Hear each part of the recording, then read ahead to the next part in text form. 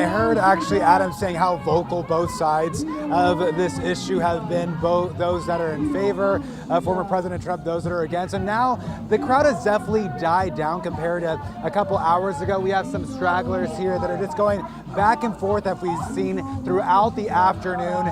People are not coming to an agreement on this issue. However, it's important to know that a group of Trump supporters, who are also the J6 protesters that have lined up outside the DC Central Jail, came to the DC Federal Court this afternoon. Of course, they were here today to support the defendant with the highest profile, former President Donald Trump. This group not only refutes the charges against Trump, but also against all the people that are currently being held in DC jail for participating in the attack on the U.S. Capitol. Now, this group tells me that they firmly believe that this indictment against Trump for January 6th is a turning point in U.S. history. Let's take a listen.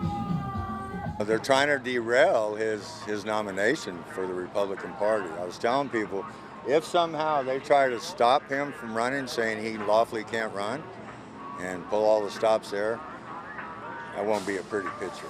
We can either let this country fall to a totalitarian state where the federal government can use the Department of Justice and the threat of life imprisonment, of decades of imprisonment, to punish political speech, or we choose a country where both sides are respected and we try to make the best America we can. I asked all people the same question. If Trump is found guilty, will they continue supporting him for the presidential elections? And they said yes. They also said that this indictment does not change their opinion about him. Now, that group, the J6 protesters, is actually headed to the DC jail now. They're going to continue with their vigil at 7:30. And we're also going to toss it back to Leslie Foster. I'm live right now outside the DC court. Back to you.